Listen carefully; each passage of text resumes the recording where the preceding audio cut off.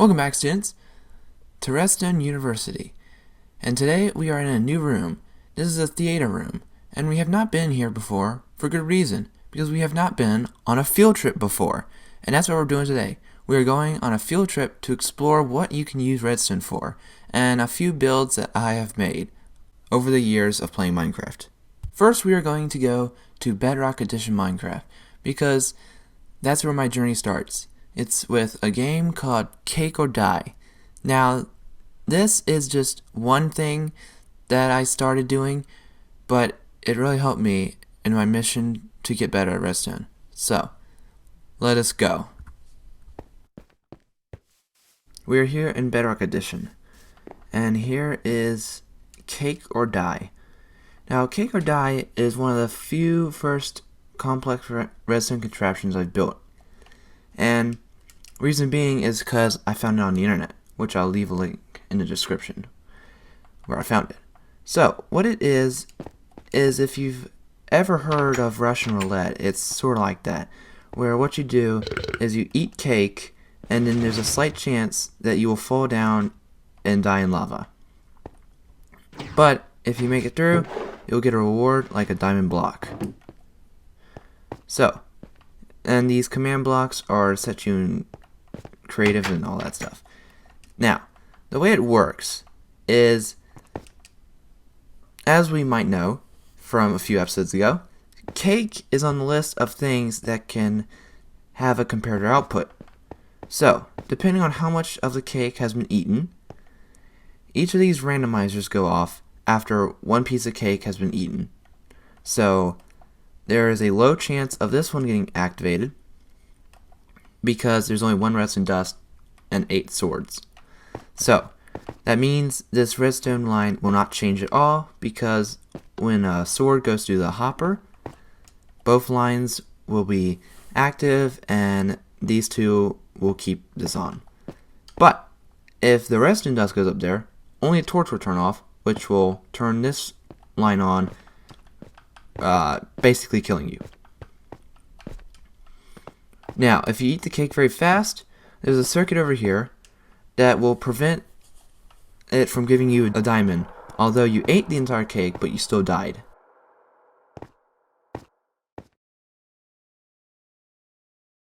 So we might recognize some circuits in this mess of redstone, including randomizers, observer chains, we have a bunch of torches, so a lot of NOT gates, and then over here we have, I think, an AND gate.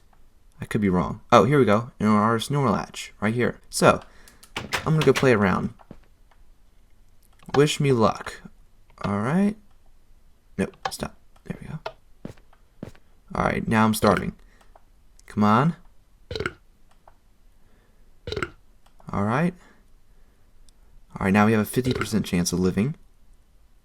Yes. 33. Oh. 33. 20. Oh. Pushed my luck a bit too far. And now we fly in to our next destination, which is what is known as the Industrial District. Now, the next stage of my... The next stage of my redstone career, or my journey through redstone, is not only looking things up on YouTube, but taking inspiration from things that other people have built. Like, for example, if you've ever watched the Hermitcraft series, you'll know this guy named Mumbo Jumbo, and he makes these insane farms in what he calls the Industrial District.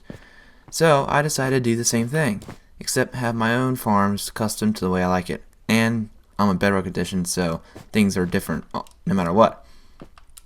Like, for example, the flying machine, which we will talk about in a future episode. So, here we have these insane farms that stretch just, I think it's about like 100 some blocks. Yeah, very long. And you might be thinking, wow, this must have taken a lot of work. And yes, it did. But that was the planting and placing blocks. That's what took the most work. The redstone, on the other hand, actually was not that much work, because all I did was I have a control station up there, and when I activate the lever, it will activate this flying machine, which then it will fly all the way over there, and it will update something that will make the flying machine fly back, which we'll talk more about that in the flying machine episode. And it works the same way for the bamboo farm. And then it waits a little while, and then once the flying machine comes back, we have these mine carts here, and they pick up all the drops, and then they send it through this long water stream, which, as you'll remember, is a very fast method of transportation. And then they'll send it up the bubble elevator into the item sorter, which, frankly, is not good enough. But adds a lot because Bedrock Edition, you can't have... You remember in the item transportation video where there's two types of item sorters, the one with the water and the one with the only hoppers? Well, the one with the water doesn't work on Bedrock Edition because it's more efficient, so that's why it doesn't work.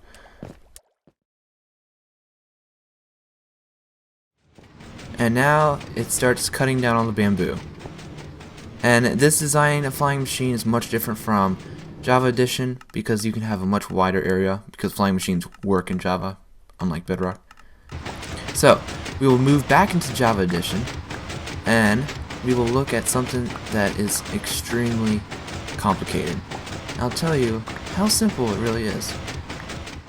We're now back in Java Edition for the last part of the field trip, which is arguably the biggest and most complex contraption I've ever made. So, what it does is it takes a bunch of letters and it stores them into binary units, so ones and zeros, or on and off.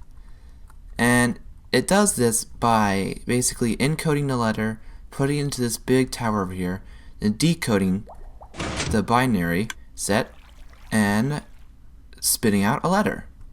So, I'll explain how it works while it encodes the word minecart. So, first, this Ethonian hopper clock will go back and forth, and when it does, it will allow one letter to pass. And then when that letter passes, it will go into the corresponding item sorter. So for A, it will go into this one, for B, it will go into the next one. And when it does that, this redstone will have a signal strength of 1, which then the comparators will carry it through this line, without it interfering with anything else. Then, it will activate certain redstone lines that correspond to each binary unit. So, we have 5 lines, and for A, it's off, off, off, off, on. Or you could say on and for off. So remember that. So now, it would travel through these lines, which we learned about in last episode, and up the torch tower, also last episode, and then it would go to one of these modules, depending on which ones are full and which ones are not. And it uses this, and it does this using AND gates. So, let's pick this one. When this one's empty, and the rest are empty, this will be active, and none of them else will be active, because we only want one unit we only want one module storing the information. But once it gets stored in, there's a arsenal latch right here, which all these are arsenal latches, but there's one that always gets activated. And when it does, it turns this one off, allowing the next one to store information to make sure it doesn't overwrite anything. Because I don't want the letter A to get stored, and then it decides to put the letter H in the same slot, because that would just break the entire thing. So that's how it gets stored. Then, once we want to get the information back, it's a little more complex. First, we have to use this interesting tower, which we'll talk about later, but what it does is, depending on the signal strength of this red piece of redstone dust, it will pick one of these modules to read. Only one. And when it does that, it activates another AND gate, activating these corresponding sticky pistons, depending on which one's on.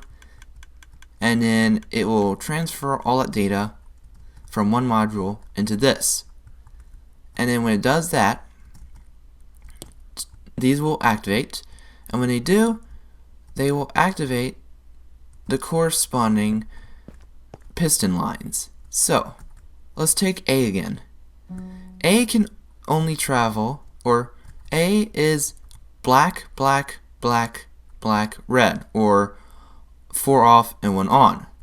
So the only way for it to get A is for this to be up, because these are all AND gates, and then the rest of these black ones to be up. And then it will go to this dropper and spit out A. So that is basically how it works.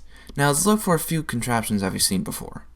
So, etho hopper clock, item sorter, a lot of AND gates, RS NOR latches, observer chains, sticky piston with slime blocks, and a redstone block at the end. Let's see, this is a pulse shortener, a pulse lengthener,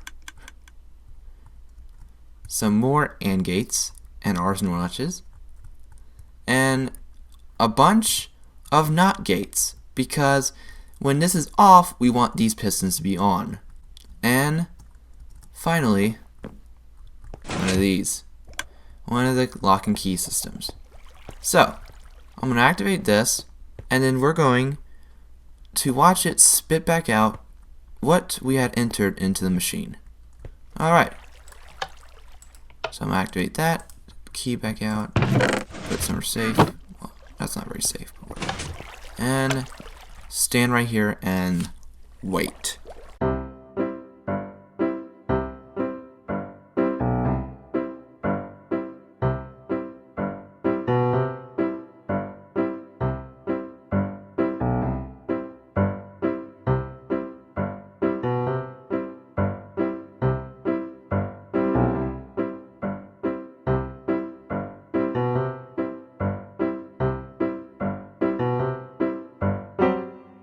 So, it worked, as you can tell. M-I-N-E-C-A-R-D.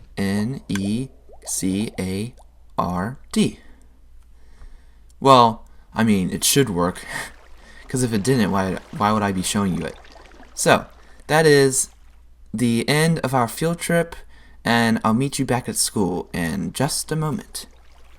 I hope you enjoyed the field trip today, because I think it was a lot of fun, and it was also something that you can think about.